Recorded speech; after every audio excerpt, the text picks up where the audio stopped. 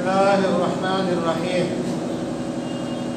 حضرات گرامی، انسانی جسمانی نظام ایسا ہے کہ اس کے اندر سیل ٹوٹتے رہتے ہیں اور ان سیلوں کو نئے سیل پیدا ہونا یا مکمل ہونا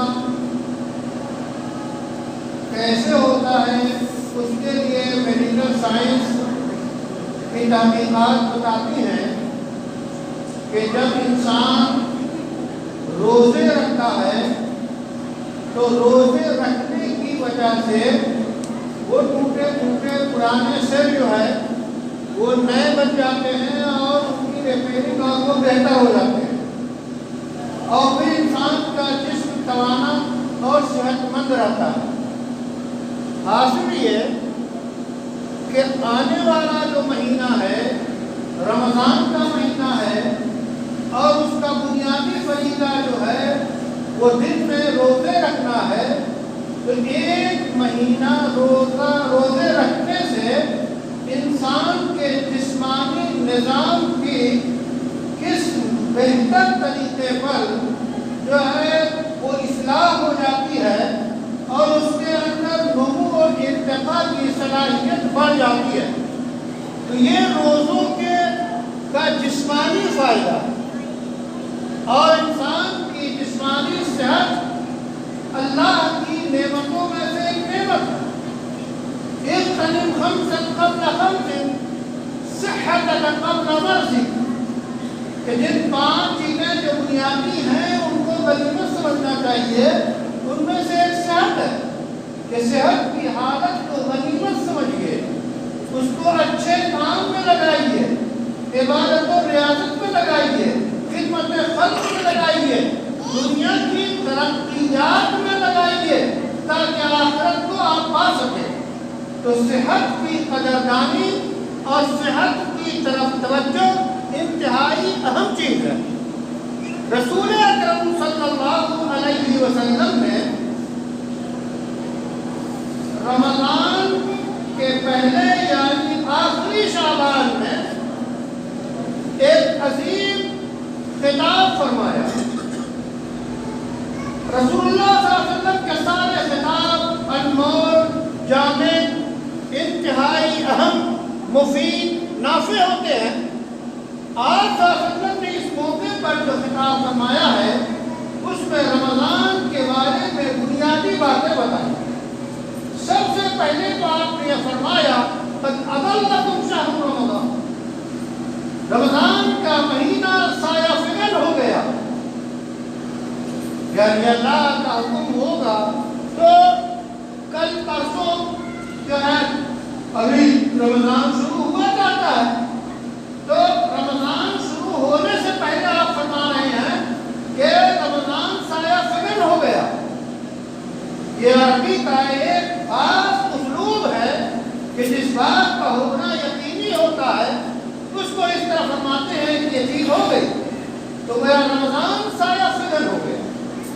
رمضان کا سایہ رحمت کا سایہ، رمضان کا آنا پوری دنیا کے لیے رحمت، رمضان کا آنا پوری دنیا میں خوشی کے شادیانے بننے لگے۔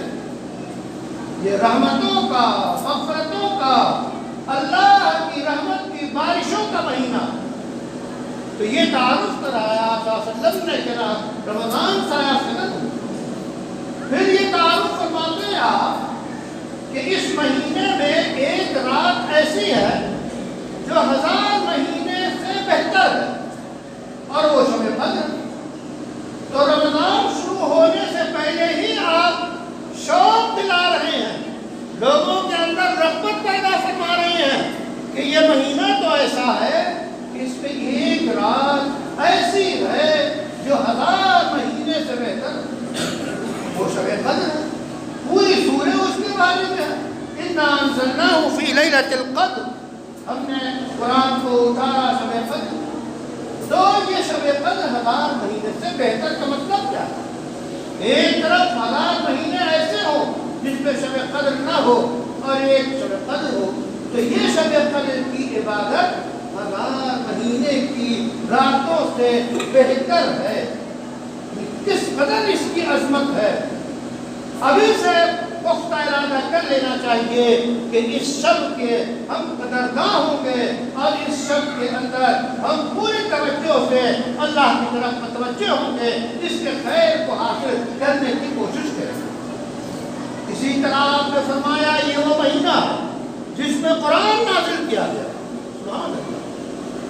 اللہ کا فرمان شہر رمضان الذی انزل فیہ القرآن، رمضان کا جو تعارف ہے وہ قرآن کی وجہ سے ہے۔ کہ قرآن وہ مہینہ ہے رمضان جس میں قرآن اتارا گیا۔ رمضان کی برکتیں، رمضان کی رحمتیں، رمضان کے انوار، رمضان کی اجر و ثواب، رمضان کی فضیلتیں، یہ سب کیوں ہیں؟ اس لیے کہ اس میں قرآن نازل کیا گیا۔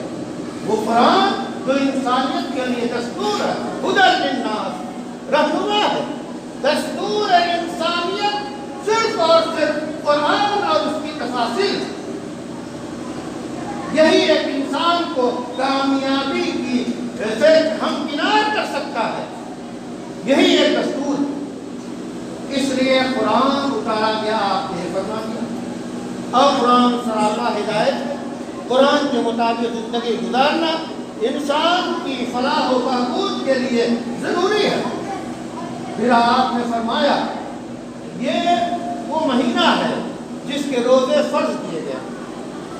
پھر آپ نے فرمایا کہ اس مہینے میں ایک فرض کی ادائیگی دوسرے مہینوں میں 70 مرتبہ فرض کی ادائیگی سے بہتر۔